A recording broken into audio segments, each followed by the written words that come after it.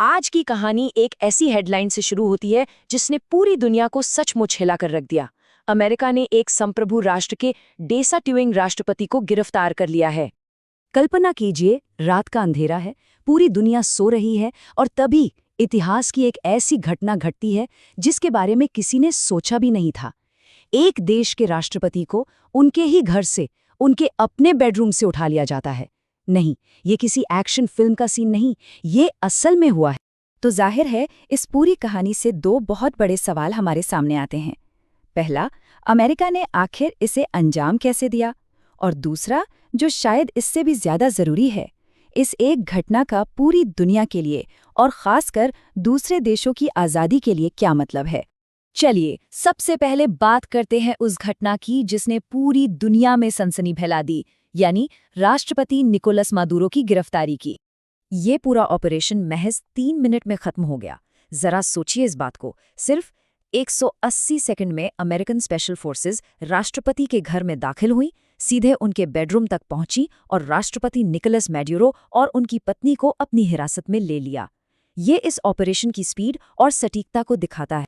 और मजे की बात तो ये है कि इस पूरे ऑपरेशन को व्हाइट हाउस से लाइव देखा जा रहा था। बाद में डोनाल्ड ट्रंप ने खुद कहा कि उन्हें तो ऐसा लग रहा था जैसे वो कोई शो देख रहे हों। ये बयान अपने आप में इस घटना के असली और अवास्तविक होने के बीच की लकीर को और धुंधला कर देता है। तो सवाल उठता है, ये सब हुआ कैसे? चलिए, ऑपरेशन एब्सोल्यूट रिजॉल्व नाम के इस सीक्रेट मिशन की एक एक परत को खोलते हैं और समझते हैं कि इसकी प्लानिंग कैसे की गई थी। ये कोई जल्दबाजी में लिया गया फैसला बिल्कुल नहीं था। इसकी तैयारी महीनों पहले ही शुरू हो चुकी थी। अगस्त 2025 में CIA ने अपनी एक खुफिया टीम वेनेजुएला भेजी। फिर 25 दिसंबर को, जब ज्यादातर लोग क्रिसमस की छुट्टियों पर थे, तब ट्रंप ने इस मिशन को हरी झंडी दी। और आखिरकार 2 जनवरी को, जैसे ही मौसम साफ हुआ, इस ऑपरेशन को लॉन्च कर दिया गया। ये कोई सीधा साधा हमला नहीं था, बल्कि एक बहुत ही सोची समझी मल्टी लेयर्ड स्ट्रैटेजी थी। पहला कदम एक जबरदस्त साइबर अटैक जिसने पूरे देश की बिजली और इंटरनेट बंद कर दी। दूसरा, 150 लड़ाकू विमानों ने आसमान पर पूरी तरह से कब्जा कर लिया। तीसरा, रडार की पकड़ में न आने वाले स्टेल्थ हेलीकॉप्टर 100 किलोमीटर अंदर तक घुस गए। और फिर आया आखिरी और चौथा चरण। डेल्टा फोर्स की टीम ने सिर्फ 3 मिनट में मदुरो को गिरफ्तार कर लिया। ये टेक्नोलॉजी और मिलिट्री प्लानिंग का एक बेजोड़ नमूना था। इस ऑपरेशन को अंजाम दिया था डेल्टा फोर्स ने, जो अमेरिकी सेना की सबसे खुफिया और खतरनाक यूनिट्स में से एक है। अब देखिए, ज्यादातर लोग नेवी सील्स का नाम जानते हैं ना, उसामा बिन लादेन वाले ऑपरेशन की वजह से। लेकिन इस मिशन के लिए डेल्टा फोर्स को चुनना, ये बताता है कि ये मिशन अमेरिका के लिए कितना ज्यादा अहम था। अब आते हैं सबसे बड़े सवाल पर, आखिर वेनेजुएला ही क्यों? अमेरिका ने इसी देश को अपना निशाना क्यों बनाया? इसके पीछे की असली वजहें क्या थीं? इसकी वजह भी कई हैं, कुछ बताई गई और कुछ छिपाई गई।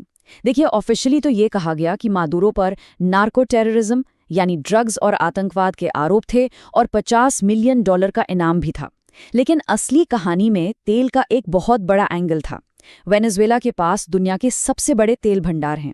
इसके अलावा मादुरो खुद भी बार बार अमेरिका को चुनौती दे रहे थे और आखिर में ये दुनिया को ये दिखाने का भी एक तरीका था कि अमेरिकी ताकत को कोई चुनौती नहीं दे सकता।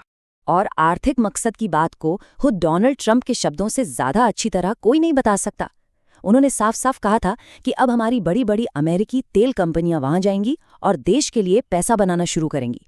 मतलब ये बात शीशे की तरह साफ थी कि तेल एक बहुत बहुत बड़ा फैक्टर था। इतनी बड़ी घटना पर दुनिया चुप तो नहीं बैठ सकती थी। तो फिर क्या हुआ? किसने क्या कहा? आइए देखते हैं कि अलग अलग देशों ने इस पर कैसे रिएक्ट किया। रिएक्शन में एक तरह का पैटर्न था। रूस और चीन जैसे देशों ने इसकी जोरदार निंदा तो की, लेकिन कोई एक्शन नहीं लिया। यूरोपियन यूनियन ने बस चिंता जताई और कानून का सम्मान करने की सलाह दी। लैटिन अमेरिकी देश तो आपस में ही बटे हुए थे। वहीं ईरान और क्यूबा जैसे अमेरिका के पुराने दुश्मनों ने इसे साम्राज्यवाद बताया। और हाँ, अमेरिका के अंदर भी विपक्ष ने इसकी आलोचना की। तो कुल मिलाकर बात ये थी कि कहने को तो बहुत कुछ कहा गया, निंदा भी हुई, चिंता भी जताई गई, लेकिन जब कुछ करने की बारी आई तो किसी भी देश ने अमेरिका के खिलाफ कोई भी ठोस कदम नहीं उठाया। दुनिया बातों में बटी हुई थी, पर एक्शन न लेने में सब एक साथ थे। तो इस घटना के दूरगामी असर क्या होंगे? क्या यह अंतर्राष्ट्रीय संबंधों में एक नए और खतरनाक दौर की शुरुआत है, जहां जिसकी लाठी उसकी भैंस वाला कानून चलेगा? इसी को कुछ एक्सपर्ट्स एक नया नाम दे रहे हैं, डॉनरो डॉक्ट्रिन। ये नाम डोनाल्ड ट्रंप के नाम पर है। ये पुरानी मुनरो डॉक्ट्रिन का ठीक उल्टा है। इसका सीधा सा मतलब है, अमेरिका के हित सबसे ऊपर हैं और इन हितों के लिए अगर अंतर्राष्ट्रीय कानूनों को ताक पर भी रखना पड़े तो रखा जाएगा। और वो संस्था जिसे अंतर्राष्ट्रीय कानूनों का रखवाला माना जाता है, यानी यूनाइटेड नेशंस, वो भी सिर्फ गहरी चिंता ही जता सकी। यूएन ने ये तो माना कि अंतर्राष्ट्रीय कानून का सम्मान नहीं हुआ, लेकिन ये बयान अपने आप में ये दिखाता है कि मौजूदा ग्लोबल सिस्टम को कितनी बड़ी चुनौती मिली है। और ये पूरी कहानी हमें एक बहुत ही बुनियादी और परेशान करने वाले सवाल पर लाकर छोड़ देती है।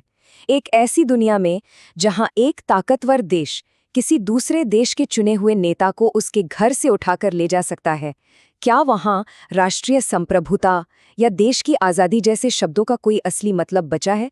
ये एक ऐसा सवाल है जिसका जवाब शायद आने वाला वक्त ही देगा।